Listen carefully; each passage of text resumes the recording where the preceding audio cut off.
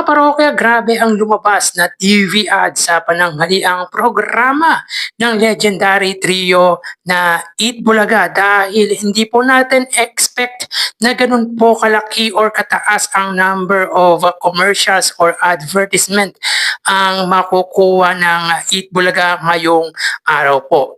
Yan po ang pag-uusapan natin mga kaparokya, pero bago natin talakayin yan, kung bago lang po kayo sa aking channel at kung gusto niyo po ng ganitong klaseng content, ay makikiusap po ako sa inyo mga parokya na pakisubscribe ang aking YouTube channel, paki-like and share niyo na rin na sa gayon ay mas dumami pa po ang makapanood ng mga ina-upload po nating video. Maraming salamat po sa inyo mga kaparokya at sobrang na-appreciate ko po kayo. By the way, ako nga po pala si Mervin, the man behind Kaparokya TV. At sa mga hindi po nakakalam mga parokya, ang kinokontent po natin ay ang online viewership ng It's Showtime at ng Eat Bulaga and of course ang butihing Mayor Vico Soto. Pero ang pag-uusapan natin mga kaparokya ay about nga po sa dalawang pananghaliang programa. Pero bago natin umpisa ng online viewership mga kaparokya ay magbibigay po muna ako sa inyo ng update sa nangyari sa dalawang noontime show ngayong araw po. So unahin po natin sa highest viewership mga kaparokya. So ang It's Showtime po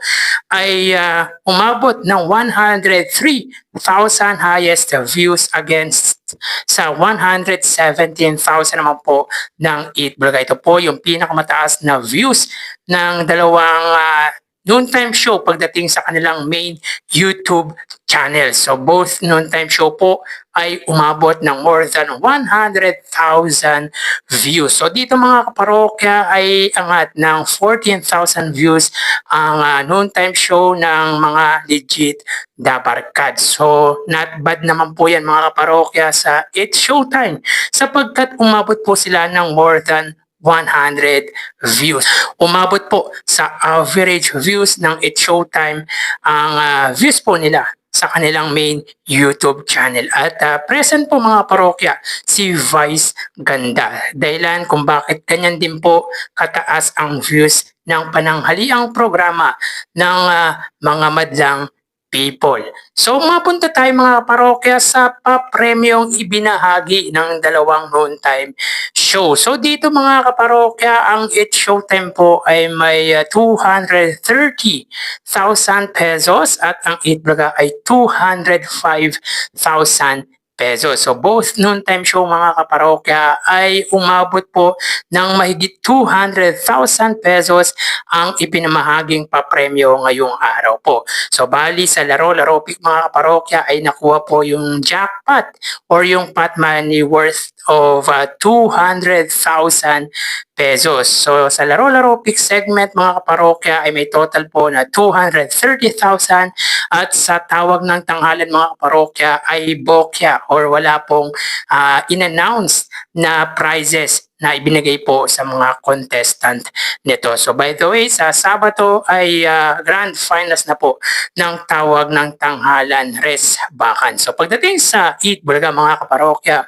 30,000 sa pera free segment, 80,000 sa sugot bahay mga kapatid dahil 60,000 po ang binigay na papremyo sa winner po ng sugot bahay. 55,000 naman po sa Gimme 5 sapagkat bokya or wala pong nasagot sa jackpot round ng Gimme 5 pero na perfect po yung sa audience worth of 15,000.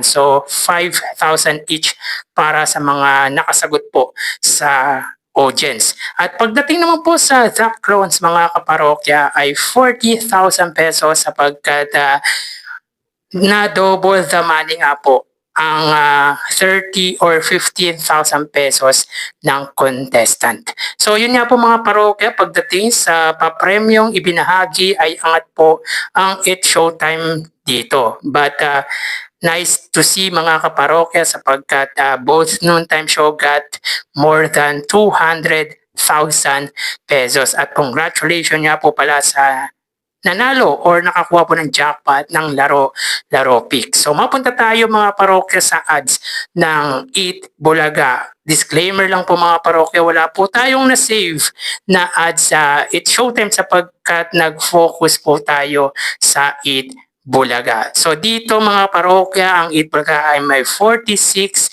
TV ads. So mataas ang ads na lumabas po sa noon time show ng legendary trio na Eat Bulaga. Dahil paminsan-minsan na lang po natin makita mga kaparokya na ganyan po kataas or kalaki ang numbers of advertisement sa pananghali ang programa nga po ng mga legit dabarkad. So sa GAP 1 po mga parokya ay may 15 TV ads, sa pangalawa po ay 15 TV ads at sa pangatlong GAP ay may 16 TV ads. So each GAP po mga kaparokya ay meron pong 15 ads at 16 ads naman po sa GAP 3. So again, with a total of 46 TV ads. So unexpected to for me mga kaparokya sapagkat ngayon ko na lang po ulit nakita na ganyan po kataas or kalaki ang number of advertisement ng Eat Bulaga. So congratulations niya po sa Eat Bulaga sapagkat unexpected or talaga hindi po tayo makapaniwala mga parokya na muli pong umabot ng ganyang kalaki or karami ang ads or commercial na lumabas nga po sa kanila. Well mga kaparokya, yung 46 TV ads na ito ay wala pa po sa number of ads sa unang GAP ng Eat Showtime. Pero mga kaparokya, pagdating naman po sa amount ng ads or per ads ng dalawang noontime show ay di hamak na mas malaki po ang halaga ng sa noontime show po ng Tito Vic and Joey. So yan po ang update natin mga kaparokya para sa dalawang pananghaliang programa ngayong araw po. So tara, ating alamin ang online viewership ng dalawang bigating noontime shows. Para sa Eat Bulaga under TVJ Facebook page na may 3.7 million followers at sa Eat Showtime po na may 19 million followers. So sa oras na 1:47 PM, ang Eat Showtime po ay may kasalukuyang segment na Laro-Laro Pick. Ito po ay yung jackpot round ng Laro-Laro Pick na kung saan ang maglalaro po ay si Bernie.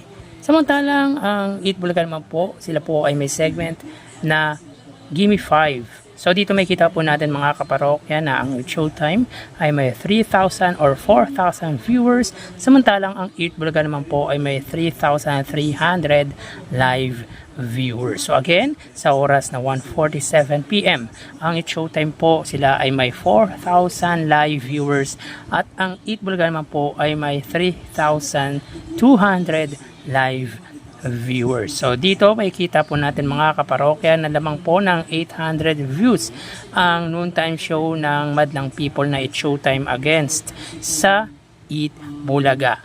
So mapunta tayo sa TV Network YouTube channel ng dalawang pananghaliang programa. So para po sa Eat Showtime under GMA Network YouTube channel na may 40.5 million subscribers at sa Eat Bulaga under TV5 YouTube channel na may 2.65 million subscribers. So sa oras na 1:48 PM, ang It's Showtime under GMA Network YouTube channel, sila po ay may 32,000 viewers. Ang Eat Bulaga naman po under TV5 ay mayroong 22,000 live viewers. So again mga kaparokya, as of 1:48 PM, ang It's Showtime under GMA Network YouTube channel, sila po ay may 33,000 viewers at ang Eat Bulaga naman po under TV5 ay may 22,000 live viewers. So dito sa TV Network YouTube channel ay lamang po ng 11,000 views ang GMA against sa TV5. So mapunta tayo sa main YouTube channel ng dalawang noontime shows para po sa It's Showtime under ABS-CBN It's Showtime na may 2.72 million subscribers at sa Eat Bulaga na may subscribers po na 1.7 million. So sa oras na 1:49 PM para po sa It's Showtime, sila po ay may 94,000 viewers. Ang Eat Bulaga, sila ay may 117,000 viewers. So again, sa oras na 1:49 PM, ang It's Showtime, sila po ay may 94,000 live viewers at ang Eat Bulaga naman po ay may 117,000 live viewers. So bali ang total na nakuha ng dalawang noontime shows ay ang total na nakuha ng dalawang noontime shows mga kaparokya para po sa Showtime, sila po ay may 131,000 total views at ang Eat Bulaga naman po ay 142,000 total views. So sa Facebook Live, ang It's Showtime ay may 4,000 viewers at ang Eat Bulaga ay may 3,000 viewers. So dito ay lamang ng 1,000 views ang It's Showtime at pagdating naman po sa TV Network YouTube channel, 33,000 sa GMA, 22,000 naman po sa TV5. So 11,000 views ang pagitan ng dalawang main YouTube channel ng dalawang TV network. At sa main YouTube channel ng dalawang noontime shows, 94,000 views sa It's Showtime at 117,000 naman po sa Eat Bulaga. So dito lamang po mga kaparokya ang Eat Bulaga sa It's Showtime ng 23,000 or 23,000